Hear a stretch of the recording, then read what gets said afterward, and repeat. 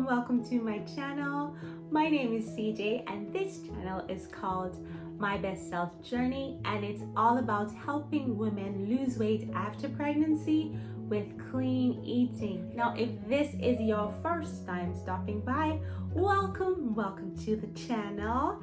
And I hope that, the information that I share would be great motivation for you and just encouragement for you to step into your purpose and lean into your journey one moment at a time. As I spoke in the previous videos, I will be taking my reference from the book that I wrote, and that book is called My Best Self Journey: How to Lose Weight with Clean Eating, right?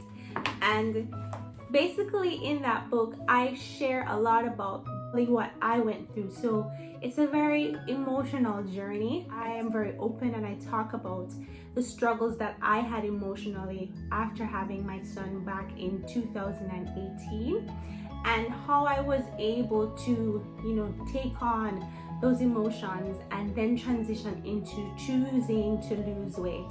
But it's all about acknowledging and knowing that it's okay to acknowledge that we go through these struggles, but it's what we do after, after we're going through the process. What is it that we're going to take action and allow to manifest in our world and in our lives, right?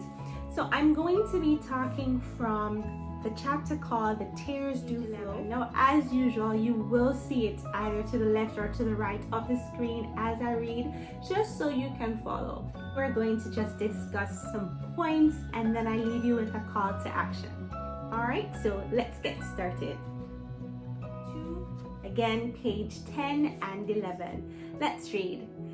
In our months of planning for a little one, we never really got tips on dealing with the roller coaster of emotion that we experience when our child is born. Constant crying, no sleep, and on-the-go nursing were on the top of the list.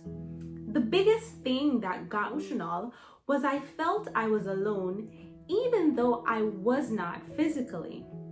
My husband Paul, my parents, and my mom-in-law were all there to support me. However, at times I felt bombarded by my thoughts, and it would seem like I was all lonesome in my world. There were moments where those negative feelings would want to take over, and it would seem as though my emotions ran wild. Sometimes when we get emotional, the reasoning does not connect with the present. In the moment, we feel overwhelmed and discouraged. I remember a few days after my son was born, I was sitting in our bedroom, exhausted from long, regular nights. I heard everyone laughing in the living room, and my mind thought that they were enjoying themselves without including me. At that moment, I felt like no one cared about me. No one understood what I was feeling, and I was all alone to deal with our new baby. The feeling was so strong to the point that I felt like I was hurting.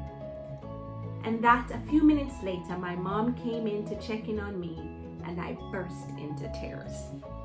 I'm gonna stop there.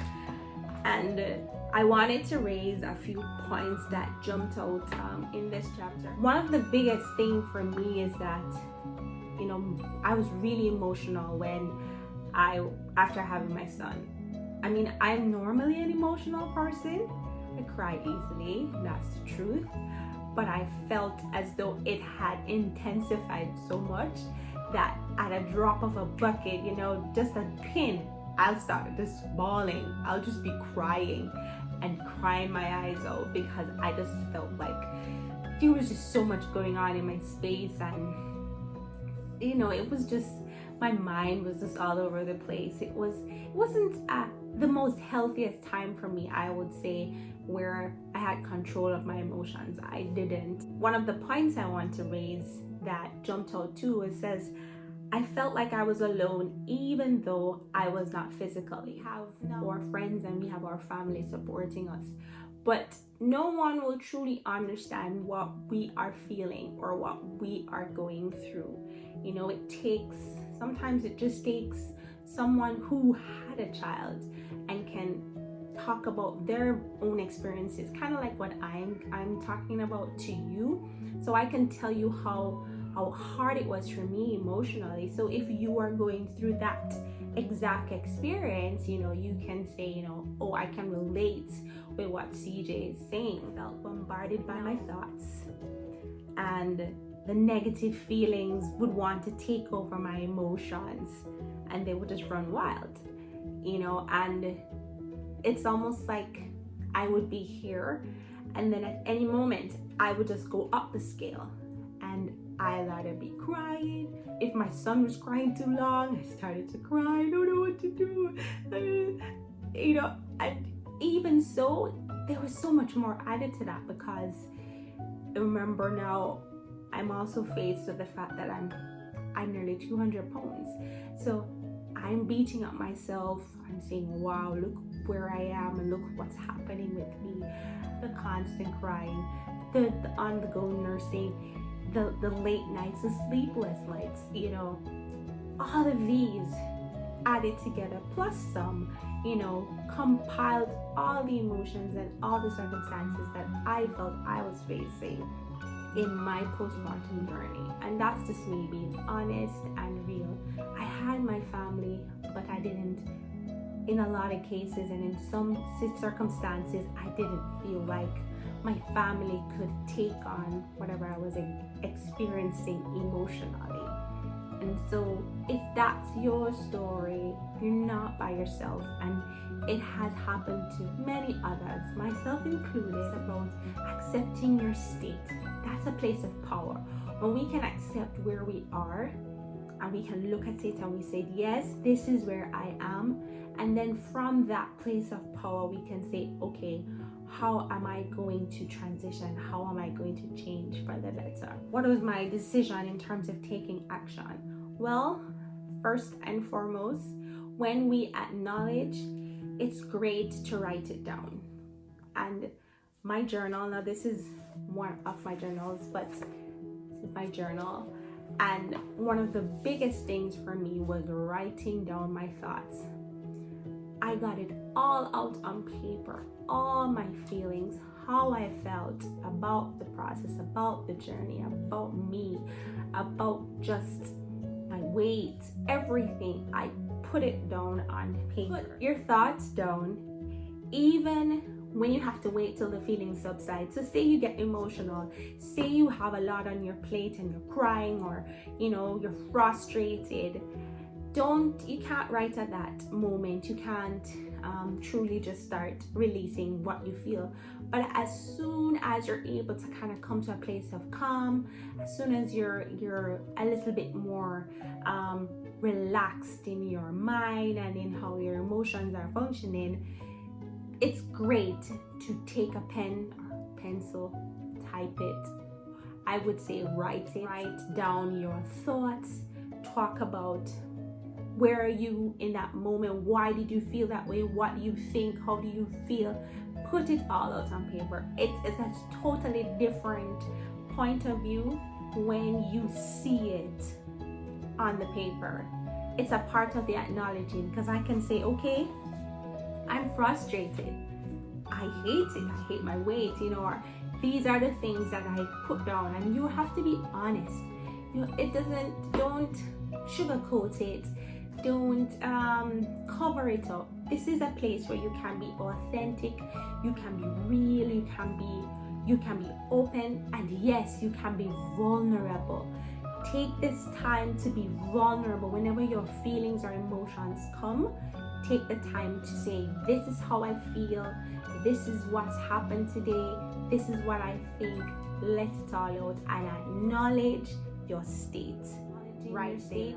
It is not saying that this is who you are forever. No, it's just at this moment, I'm acknowledging where I am, and that's the only way you can be able to take the next step to do something different. We get to see the thought process from a different angle. So as I was saying, that sometimes when we have our emotions and our feelings still in our thoughts, then that's all it's doing. It's churning and churning. And sometimes When it churns, it adds something else, and it adds something else, and before you know it, we are so consumed and so bombarded by negative thoughts, and it doesn't allow us to do anything about it, and we end up really getting depressed, really just getting downhearted and not taking action or making a move for our lives, right? So you get to see a better perspective of, you know, where you are in your thoughts once you're able to put it down and write it down on paper. As I said, if we choose not to write our feelings down, the thoughts will remain hidden and continue to turn over and over in our minds. I want to say, you know, I really want to talk about writing because that's something I stressed in the book as well. Writing is a powerful tool. It creates an environment where you can openly reflect, release, and heal. And I am talking from personal experience. If I didn't have my journal, if I didn't have something to put my thoughts down, you know, I don't know if I could have transitioned as, you know, I've picked up momentum as I would have needed to. I didn't know if I would have made the switch or made a change from my life. So if you are not someone who has, you know, will be writing before, that's okay. It's always great to just start new. There's nothing wrong with starting again and starting over and trying it. Give it a try. Whenever you feel in those moments that you feel as though so much is happening in your space, if you can't do it right there and then, just wait till it subsides. Take out your pen and paper, go to somewhere seclusive, not where the kids are. For me, the bathroom was my safe haven, you know, but go where you feel like you can be away for a little while. And even if you wait until the kids are asleep, when you get to sit in the couch, you know, just step away a little bit from the hustle and bustle of the day. Just take a moment and really let out your thoughts. Just let out your thoughts. Trust me, it will help you. It will strengthen you. It will give you a brand new perspective, and it will really let you see things from a different place. It will also make you realize that, okay, I've reached to this stage. I can do this.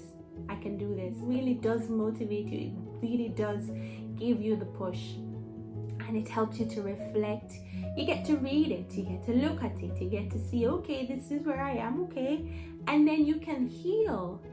And you know what's so great? Because as you transition and as you get better, when you go back to those days, you can reflect, you can go back to it and say, wow, I remember when I felt this way. I remember when I was going through this season of my life after having my child.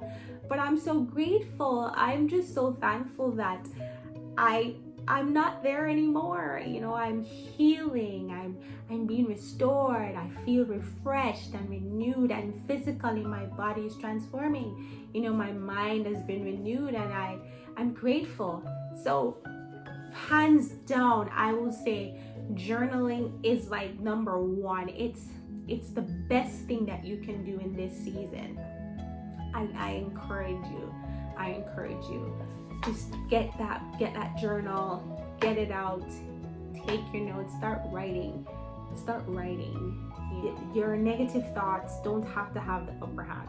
You know, when you acknowledge that state, then your negative thoughts don't have the upper hand on paper. In your mind, your negative thoughts can beat you. It's like a punching bag. You're the punch bag, and this is the negative thoughts. They're just coming in, you know, fist by fist, and they're just like bringing it. But you see, once you say, okay, let's take it out and put it on paper, that power that they had, you now have the power. You can say, this is not where I want to be. You can change. Let that be your roadmap to your success, your roadmap to being your best self. All right. So if the information that I shared with you was worthwhile, I would love for you to share it with someone else who you think may be going through the process that I went through while I was after having my son. And so I'd love for you to like, to comment, to subscribe, to share. Yes. And let this video go to those who need the help. You know, that's the reason why I'm doing it, and I would love for you to help me along that journey to do that as well. Okay, and also all the resources that are talked about here in this video and also in previous videos, they're all posted below in the description bar, so you can go and click on it and you can get all the information that you need. Okay, and you know, I look forward to talking to you on another video. All right, so take it easy, have a great one. Bye bye.